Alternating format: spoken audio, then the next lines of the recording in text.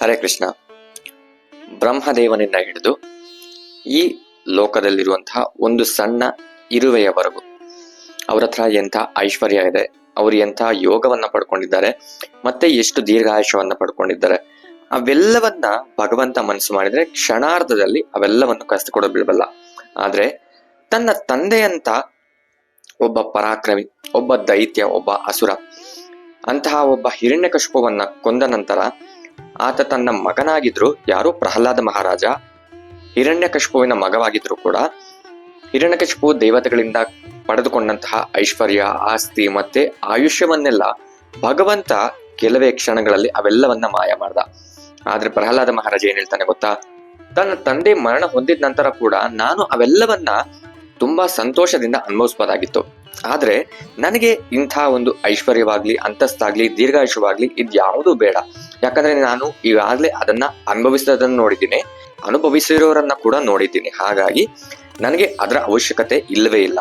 ನನಗೇನು ಬೇಕಪ್ಪ ಅಂತ ಹೇಳಿದ್ರೆ, ನಿನ್ನ ಶುದ್ಧ ಭಕ್ತರ ಸಂಪರ್ಕದಲ್ಲಿ ನಾನು ಸದಾ ಇರುವಂತೆ ಮಾಡು.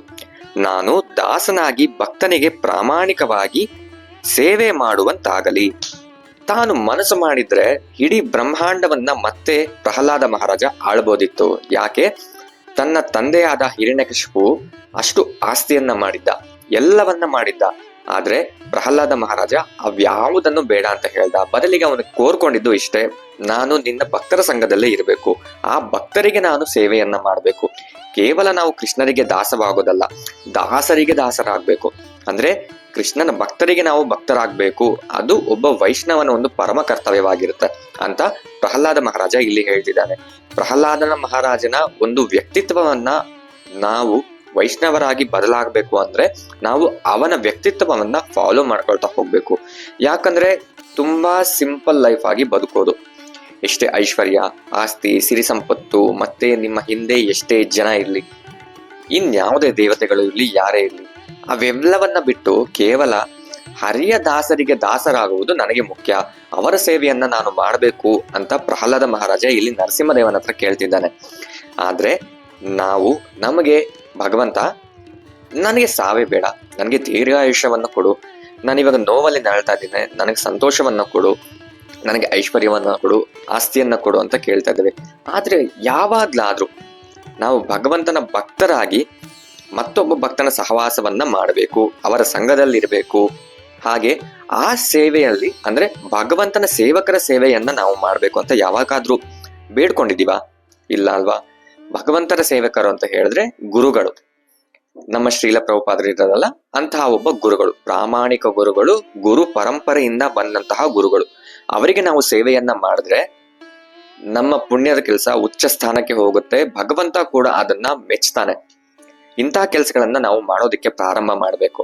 ಆಸ್ತಿ, ಐಶ್ವರ್ಯ, ಅಂತಸ್ತು ಇವೆಲ್ಲವನ್ನ ಪಡ್ಕೊಂಡ್ರು ಕೂಡ ಶಾಶ್ವತವಾಗದೇ ಇರುವಂತಹ ಈ ದೇಹ ಅದನ್ನ ಅನುಭವಿಸೋದಕ್ಕೆ ಇಲ್ಲ ಅಂದ್ಮೇಲೆ ಇನ್ನು ಅಂತ ಐಶ್ವರ್ಯ, ಆಸ್ತಿಗಳನ್ನೆಲ್ಲ ಪಡ್ಕೊಂಡು ನಾವೇನು ಸಾಧಿಸಬೇಕು ಈ ಜೀವನದಲ್ಲಿ?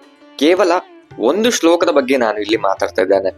ಭಾಗವತದ 7ನೇ ಸ್ಕಂದದ 9ನೇ ಅಧ್ಯಾಯದ 24ನೇ ಶ್ಲೋಕದಲ್ಲಿ ಹೀಗೆ ಪ್ರಹ್ಲಾದ ನರಸಿಂಹನ ಹತ್ರ ಪ್ರಾರ್ಥನೆಯನ್ನ ಮಾಡ್ತಾನೆ. ಇಷ್ಟೆಲ್ಲ ಮಾಡಿದ್ಮೇಲೂ, ನನ್ಗಿಷ್ಟೆಲ್ಲ ಅನುಭವ ಆದ್ಮೇಲೂ ಕೂಡ ನನಗೆ ಇದ್ಯಾವುದು ಬೇಡ ತಂದೆ, ನಾನು ನಿನ್ನ ಭಕ್ತರಿಗೆ ಸೇವೆ ಮಾಡಬೇಕು, ನಿನ್ನ ಭಕ್ತರ ಸಹವಾಸದಲ್ಲಿ ಇರಬೇಕು, ಹಾಗೆ ದಯವಿಟ್ಟು ನನ್ನನ್ನು ಅನುಗ್ರಹಿಸು ಅಂತ ಕೇಳ್ತಿದ್ದಾನೆ. ತುಂಬಾ ಎಕ್ಸ್ಪೀರಿಯನ್ಸ್ ಪರ್ಸನ್ ಏನಲ್ಲ ಆತ, ಕೇವಲ 5 ವರ್ಷದ ಬಾಲಕ. ಅವನ ಹಿಂದಿನ ಜನ್ಮದ ಪುಣ್ಯಕರ್ಮಗಳಿಂದ ತಾನು ತನ್ನ ತಾಯಿಯ ಗರ್ಭದಲ್ಲಿ ಇರುವಾಗಲೇ ನಾರದರಂತಹ ಒಬ್ಬ ಗುರು ಆತನಿಗೆ ಭಗವತ್ ಭಕ್ತಿ ಬಗ್ಗೆ ಪ್ರೇರೇಪಿಸ್ತಾನೆ, ಹಾಗೆ ಅದರ ಬಗ್ಗೆ ಬೋಧನೆಯನ್ನ ಮಾಡ್ತಾನೆ. ಅದೇ ಬೋಧನೆ ಮತ್ತೆ ಅದೇ ಕೃಪೆಯಿಂದ ಗರ್ಭದಿಂದ ಹೊರಬಂದ ನಂತರ ಪರಮ ವೈಷ್ಣವನಾಗಿ ಪ್ರಹ್ಲಾದ ಬದಲಾಗ್ತಾ ಹೋಗ್ತಾನೆ. ತನ್ನ ಸಂಗಡಿಗರಿಗೆ, ತನ್ನ ರಾಕ್ಷಸ ಸ್ನೇಹಿತರಿಗೆ, ರಾಕ್ಷಸರ ಮಕ್ಕಳಿಗೆ, ಆತ ಸಹಪಾಠಿಗಳಲ್ವಾ, ಆತನ ಸಹಪಾಠಿಗಳೆಲ್ಲರೂ ಕೂಡ ರಾಕ್ಷಸನ ಮಕ್ಕಳೇ. ಅಂತಹ ಮಕ್ಕಳಿಗೆ ಭಗವತ್ ಭಕ್ತಿ ಬಗ್ಗೆ ಪ್ರೇರೇಪಿಸ್ತಾನೆ, ಅವರಿಗೆ ಹೇಳಿಕೊಡ್ತಾನೆ. ಅಷ್ಟೇ ಅಲ್ಲದೆ ನಿಸ್ವಾರ್ಥ ಭಕ್ತಿ ಭಾವ ಭಗವಂತನಲ್ಲಿ ಹೇಗಿರ್ಬೇಕು ಅನ್ನೋದನ್ನ ಕೂಡ ಆತ ಹೇಳಿಕೊಡ್ತಾನೆ. ಈಗ ನಾವು ಒಂದನ್ನ ಬೇಡ್ಕೊಂಡಿದೀವಿ ಭಗವಂತನ ಹತ್ರ, ಆದ್ರೆ ಆ ಬೇಡಿಕೆ ಅಲ್ಲಿಗೆ ಮುಗಿಯೋದಲ್ಲ, ಮತ್ತಷ್ಟು ಬೇಕು, ಇನ್ನೊಂದು ಬೇಕು, ಅದನ್ನ ಸರಿಪಡಿಸ್ಕೊಳ್ಳೋದಕ್ಕೆ ಇನ್ನೊಂದು ಬೇಕು, ಅದನ್ನ ಕಾಪಾಡ್ಕೊಳ್ಳೋದಕ್ಕೆ ಇನ್ನೊಂದು ಬೇಕು ಅಂತ ನಾವು ಬಯಕೆಗಳನ್ನ ಹೆಚ್ಚು ಮಾಡ್ಕೊಳ್ತಾನೆ ಇರ್ತೀವಿ. ಹೇಗಂತಪ್ಪ ಹೇಳಿದ್ರೆ, ಉರಿಯೋ ಬೆಂಕಿಗೆ ತುಪ್ಪವನ್ನ ಹಾಕಿದ್ರೆ ಆ ಬೆಂಕಿ ಆರುತ್ತಾ? ಇಲ್ಲ ಅಲ್ವಾ? ಇದು ಕೂಡ ಹಾಗೆ. ಬಯಕೆಗಳನ್ನ ಮತ್ತಷ್ಟು ಪಡ್ಕೊಳ್ತೀವಿ ಹೊರತು ಬಯಕೆಗಳಿಗೆ ನಾವು ಫುಲ್ ಸ್ಟಾಪ್ ಅನ್ನೋದನ್ನ ಇಡೋದಿಲ್ಲ. ನಿಜವಾದ ಬಯಕೆ ಅನ್ನೋದು ಏನು ಅಂತ ಪ್ರಹ್ಲಾದ ಮಹಾರಾಜ ಇಲ್ಲಿ ಹೇಳಿದ್ದಾನೆ.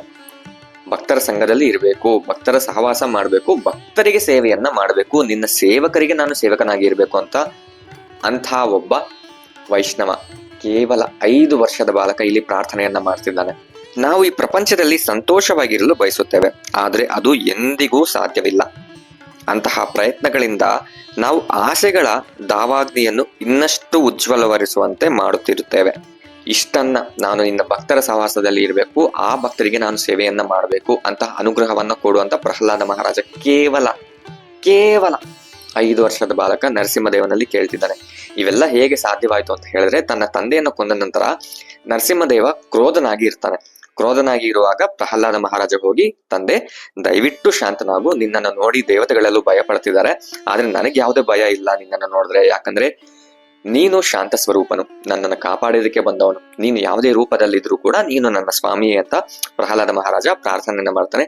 ಅವನ ಪ್ರಾರ್ಥನೆಯನ್ನ ಮೆಚ್ಚಿ ನರಸಿಂಹದೇವ ಒಂದು ಸ್ಪರ್ಶವನ್ನ ಮಾಡ್ತಾನೆ, ಅಂದ್ರೆ ತಲೆ ಮೇಲೆ ಸವರ್ತಾನೆ.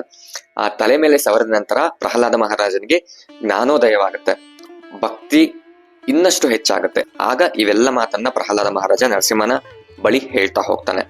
ನನ್ಗೆ ನನ್ನ ತಂದೆ ಬದುಕಿರುವಾಗ್ಲೇ ಅವರ ಆಸ್ತಿ ಬೇಕು, ನನ್ನ ತಾಯಿ ಬದುಕಿರುವಾಗ್ಲೇ ಅವರ ಆಸ್ತಿ ಬೇಕು, ಅಜ್ಜ ಅಜ್ಜಿ ಎಲ್ಲರೂ ಬದುಕಿರುವಾಗ್ಲೇ ನನಗೆ ಅವರ ಆಸ್ತಿ ಬೇಕು ಅಂತ ಎಷ್ಟೋ ಕೊಲೆಗಳನ್ನ ಮಾಡ್ತಿರೋದಾಗಿ, ಅವರನ್ನ ಏನೇನೋ ಕಾಟ ಕೊಡ್ತಿರೋದನ್ನಾಗಿ ನಾವು ವಿಡಿಯೋಗಳಲ್ಲಿ ದಿನನಿತ್ಯ ನೋಡ್ತಿರ್ತೇವೆ. ಆದ್ರೆ ಅಂಥ ಒಬ್ಬ ದೈತ್ಯನ ಮಗ, ಎಷ್ಟೋ ಚಿನ್ನ ಇತ್ತು, ಎಷ್ಟೋ ದೀರ್ಘವಾದ ರಾಜ್ಯಭಾರವನ್ನ ಆತ ಮಾಡ್ಬೋದಿತ್ತು, ಯಾರು ಪ್ರಹ್ಲಾದ ಮಹಾರಾಜ. ಆದ್ರೆ ಅವನು ಯಾವುದನ್ನು ಆಶಿಸಿದ್ದು ಒಂದೇ, ತಾನು ತನ್ನ ಭಕ್ತರ ಸಹವಾಸದಲ್ಲಿ ಇರಬೇಕು, ಅಂದ್ರೆ ನರಸಿಂಹದೇವನ ಅಂದ್ರೆ ಶ್ರೀಹರಿಯ ಭಕ್ತರ ಸಹವಾಸದಲ್ಲಿ ಇರಬೇಕು, ಅಂಥ ಒಬ್ಬ ಭಕ್ತರ ಸೇವೆಯನ್ನ ತಾನು ಮಾಡಬೇಕು ಅಂತ ಪ್ರಹ್ಲಾದ ಮಹಾರಾಜ ಬೇಡ್ಕೋತಾನೆ.